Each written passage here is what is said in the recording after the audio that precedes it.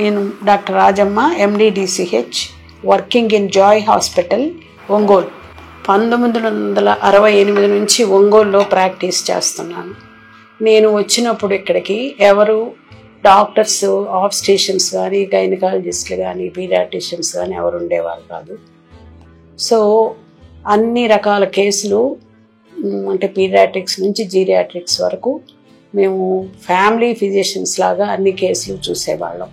ఇప్పుడంటే specialist orientation వచ్చింది, కానీ అప్పుడు ఫ్యామిలీ డాక్టర్ ట్రెడిషన్ బాగా ఉండేది. అంటే చిన్నపిల్లల దగ్గర నుంచి పెద్దవాళ్ళ వరకు ఇంట్లో ఏదైనా డిస్ప్యూట్స్ ఉన్నా అంత మేమే కౌన్సిలర్స్, మేమే డాక్టర్స్, మేమే అన్ని అలాగా మమ్మల్ని ట్రీట్ చేసేవాళ్ళు. నేను ప్రస్తుతం ఒక పిల్లల్ని పెంచడం ఎలాగూ అనే చాలామంది ప్రాబ్లమ్స్ తోటి నన్ను అడుగుతుంటారు, ఎలా అమ్మా అని చెప్పి నా పేషెంట్స్లో. నేను వాళ్ళకి అదే చెప్తాను, పిల్లల్ని పెంపకం అంటే మనం అడిగినవన్నీ ఇవ్వటం కాదు, వాళ్ళ కోరికలు తీర్చడం కాదు, ప్రేమ చూపించడం కాదు, గారం చేయటం కాదు.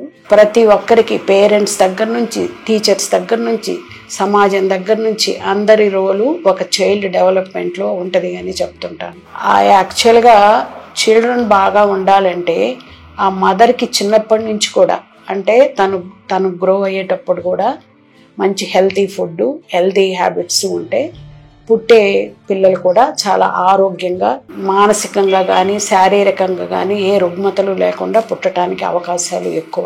పుట్టిన తర్వాత చైల్డ్ డెవలప్మెంట్లో అంటే ఫ్యామిలీ ఏంటంటే కరెక్ట్గా వాళ్ళకి ఇమ్యునైజేషన్ చేయించడం, మంచి ఫుడ్ పెట్టడం. ఫుడ్ అంటే వీళ్ళు ప్యాక్డ్ ఫుడ్స్ కాదు, ఇంట్లో చక్కగా వండుకొని మంచి ఆరోగ్యమైన భోజనం పెట్టడం. తర్వాత దాంతోపాటు ఆరోగ్యమైన పద్ధతులు నేర్పించడం, అంటే ఎలా మాట్లాడాలి, ఎవరితో పెద్దవాళ్ళది ఎంత రెస్పెక్ట్ ఇవ్వాలి, టీచర్స్కి ఎంత రెస్పెక్ట్ ఇవ్వాలి, ఎలా అందరితో సమన్వయం, అందరినీ కలుపుకుపోతూ ఉండాలనేది నేర్పించాలి.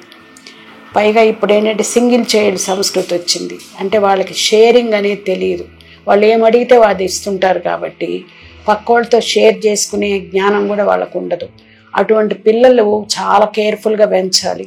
అందులో ఒక చైల్డ్ ఉన్నప్పుడు either one of the parents should be A friend, అంటే వాళ్ళ ఏజ్తో పాటు వీళ్ళు కూడా చిన్నప్పుడు చిన్నలాగా, అడోల్సెంట్ పీరియడ్లో అడోల్సెంట్ లాగా ఒక ఫ్రెండ్ లాగా వాళ్ళని ట్రీట్ చేస్తూ పెంచుకుంటే వాళ్ళు విలువలు నేర్పించుకుంటూ వాళ్ళు విలువలతో కూడిన బిడ్డగా తయారవుతారు. స్కూల్స్ అంటే ఇప్పుడు ఎలా ఉన్నాయంటే ప్లే అనేది చాలా ముఖ్యం.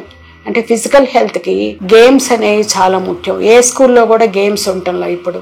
సో ఈ ఫాస్ట్ ఫుడ్స్ తినటం, ఈ ఎక్సర్సైజ్ అంటే త్రూ గేమ్స్ లేకపోవటం, అంటే బుర్ర పెంచడానికి ట్రై చేస్తున్నారు, కానీ శరీరం హెల్తీ శరీరం ఇవ్వటానికి అటు పేరెంట్స్ కానీ, అటు సమాజం కానీ, అటు టీచర్స్ కానీ, అంటే స్కూల్స్ ఇవ్వటం లేదు. టీచర్స్ అంటే పర్సనల్గా కాదు, స్కూల్స్ ఇప్పుడు టీచర్ అంటే ఒక మోడల్ లాగా ఉండేవారు.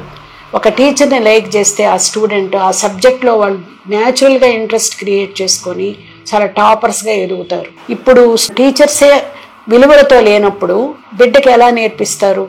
అది ఒకటి సమస్య పెద్దగా ఉండదు.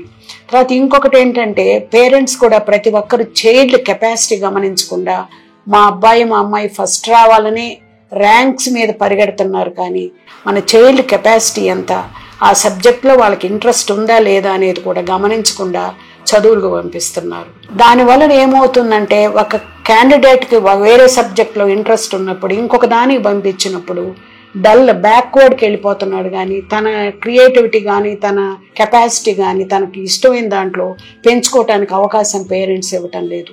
పేరెంట్స్ కోరికలు వాళ్ళ ద్వారా తీర్చుకోవాలనుకుంటున్నారు.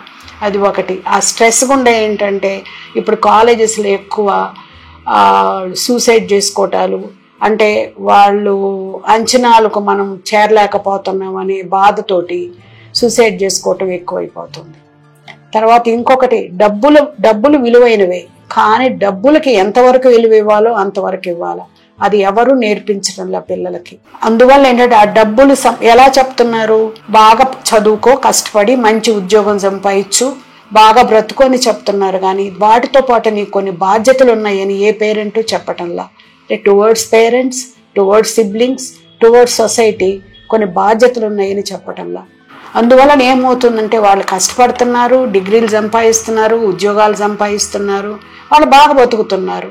అప్పుడు కూర్చొని మా అబ్బాయి కోట్లు సంపాదిస్తున్నాడు, మాకు పంపించడం లేదు బ్రతకటానికి కూడా అని బాధపడటంలో ఒక అసలు అర్థం లేదనిపిస్తుంది నాకు. నేను అదే పేరెంట్స్కి చెప్తుంటాను, ముందు మీరు చెప్పండి, బాధ్యతలు కూడా చెప్పండి. ఫస్ట్ నుంచి మీరు బరువులు మోస్తున్నారు, బరువు మోసేటప్పుడు బాధ్యత కూడా ఉంటుంది. ఇప్పుడు మా ఆస్తి కావాలంటున్నావు, మా ఆస్తి కావాలన్నప్పుడు నీకు బాధ్యతలు కూడా ఉంటాయిరా నాయన అని ఆడపిల్లని కానీ పిల్లని కానీ అలా పెంచుతూ పోతే వాళ్ళు వాళ్ళ విలువలు పోగొట్టుకోరు, వాళ్ళు చేయాల్సిన బాధ్యతల నుంచి తప్పించుకోరు, వాళ్ళు పద్ధతిగానే ఉంటారు, మంచి సిటిజన్స్గా పెరుగుతారు.